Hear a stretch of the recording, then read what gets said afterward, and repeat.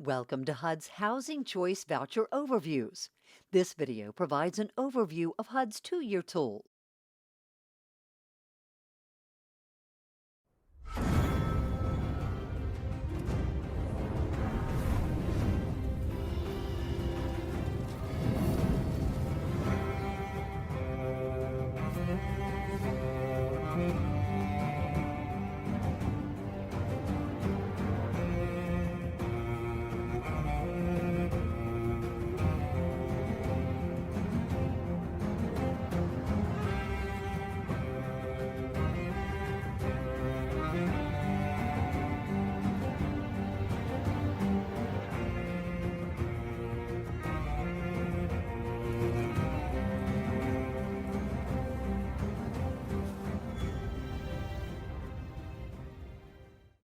The HCV forecasting tool, also known as the two-year tool, also known as the tool to unite all tools, is an Excel workbook that allows users to run leasing and spending scenarios to better inform programmatic decisions in an effort to optimize the program over a multi-year period. There are many variables that affect a PHA's HCV program, some largely outside of a PHA's control, like market conditions and congressional funding, and some that are impacted by PHA's policies and operations, like the number of issued vouchers and payment standards. Utilizing the tool's forecasting abilities will inform decision-making and program design in an effort to optimize the local PHA's HCV program. While the two-year tool projection tab can appear overwhelming with multiple variables and data, the whole thing boils down to one simple equation. Budget authority minus housing assistance payments, or HAP, equals reserves remaining. This demonstration will provide an overview of the various sections of the tool that all feed into that simple equation. Again, BA minus HAP equals end-of-year reserves. Within the tool, many cells contain automated formulas and are largely locked. The yellow boxes allow for user input and can be changed. The first section here on the left shows the Annual Contributions Contract, or ACC. In other words, the total unit months available to lease a PHA has. It also displays the total budget authority, which includes renewal authority and then other amounts of budget authority as applicable to the housing authority, including, for example, if the PHA had a new award of VASH vouchers during the year, that amount of funding would be included. It's also going to include the reserves, which you can see right here.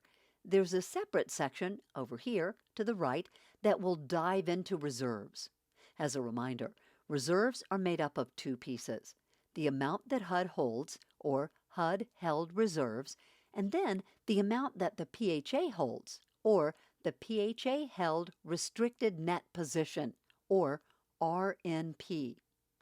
Situations where HUD calculates an RNP that is different than what the PHA is reporting will require further examination between the PHA and HUD. The reserve number here is pulled into the BA table to give us all our total budget authority for the year.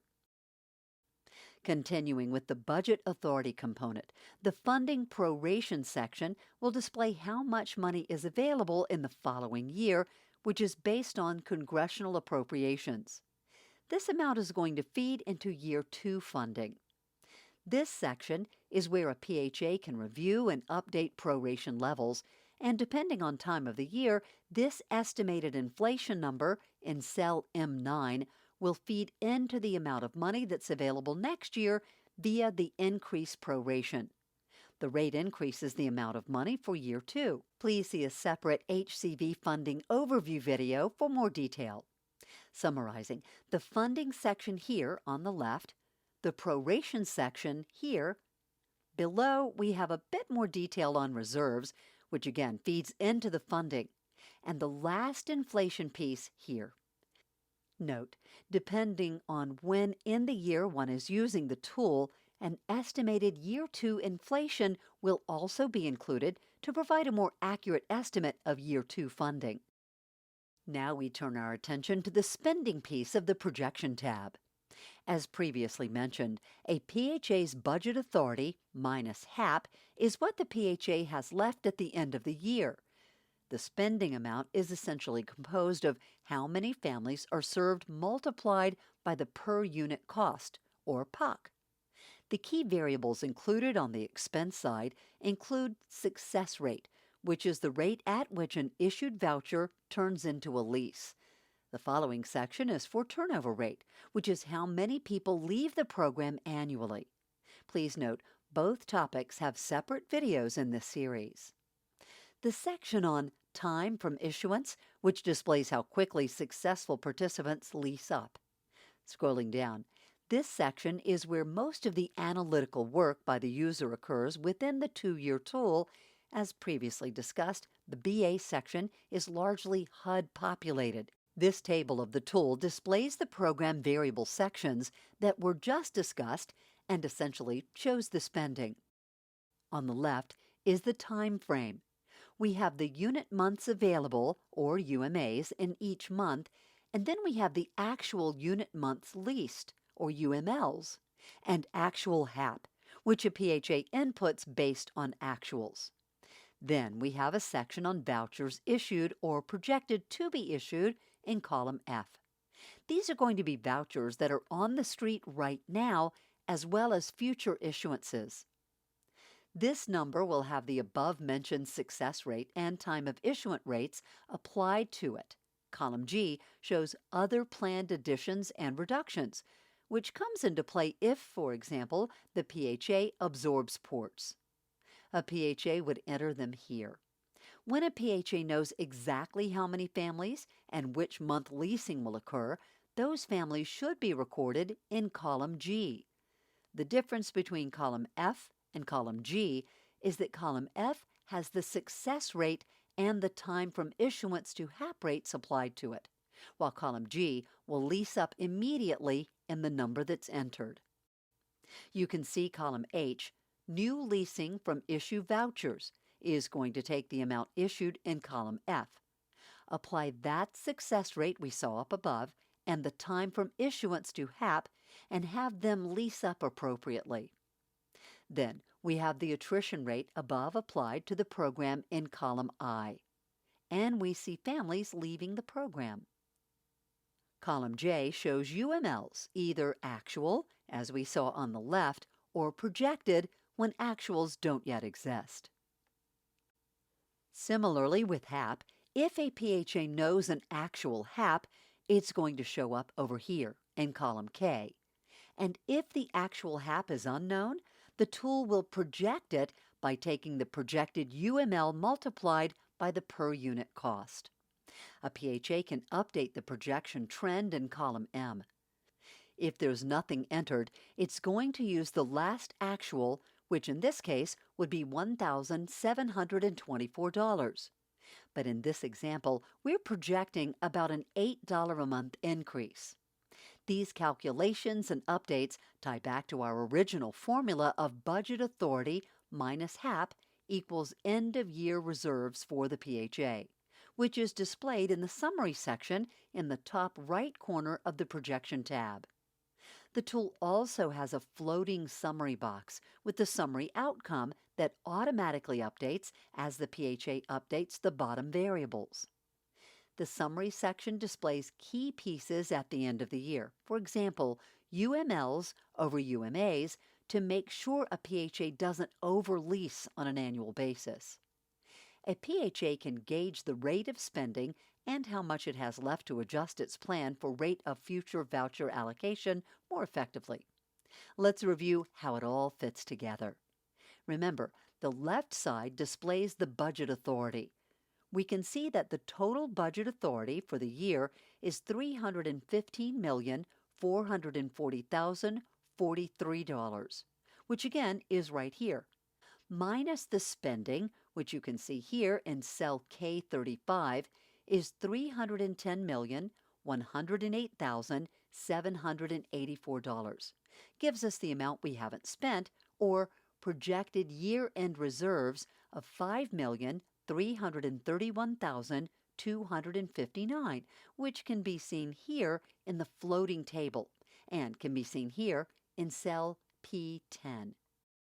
To recap, everything that you're changing in the various yellow highlighted sections that we briefly covered in the 2-year tool projection tab is summarized by how much money do we have to spend minus what are we spending, gives us the amount that we have left at the end.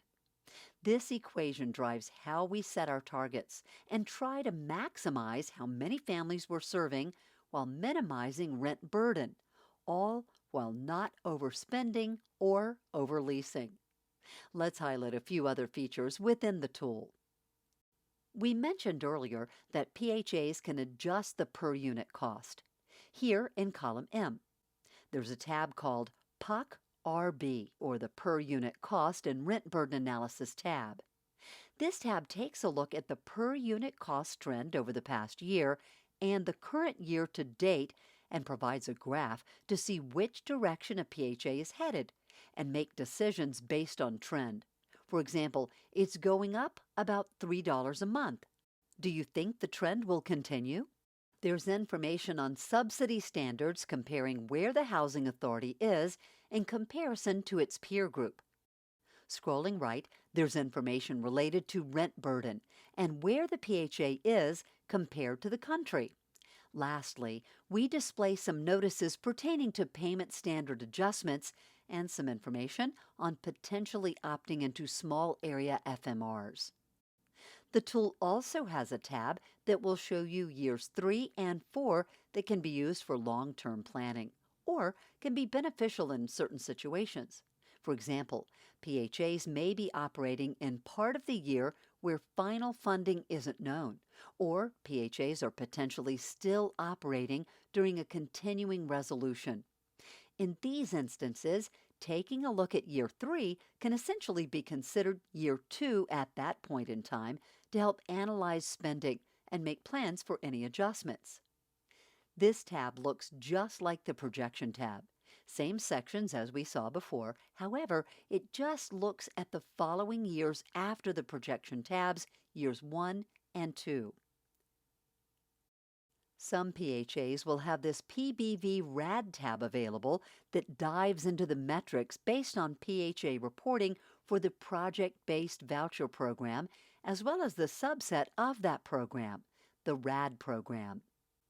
Going back to the Projection Analysis tab, there's a blue Access Additional Tools button here at the top center. This section brings up several noteworthy features. We'll review some that are used most often. If a PHA is a bit curious about some of the funding that's showing up in the funding section, there's a Budget Authority Detail button we can select that shows funding increments. These are the new units or other awards that the tool is including as part of the BA on the Projection Analysis tab. Going back to Access Additional Tools, this Additional Disbursement tab assists a housing authority in making sure that they have enough money at the beginning of each month to make payments to landlords. In other words, the cash management piece of the program.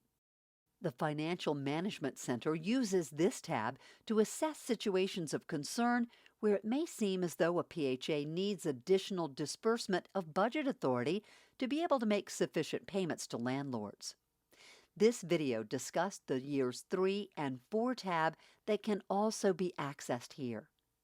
If your PHA is updating the tool, you can use this VMS Data Upload button and upload the collection report out of VMS into the tool. The tool will then update all the numbers for you so you're using the most recent information. In regard to the previously discussed success rate section, the 2-year tool has a tracker which helps PHAs monitor success rates. If PHAs want to get more familiar with this measurement, as well as the time from issuance to HAP, the success rate tracker is discussed in more detail in a separate video. The last item we'll highlight is the summary document, which has proven beneficial for PHAs when presenting a more digestible summary of the financial metrics and forecasting data found within the 2-year tool. As an example, if a PHA is preparing information for the Housing Authorities Board, you can say it was prepared by the Section 8 department, and you can say it's prepared for the board. Then the tool will auto-generate a one-page document that summarizes the current projections, per unit cost, success rate, attrition rate, and highlights leasing trends and voucher program overview without needing to try and print out and explain this big spreadsheet to a group of board members.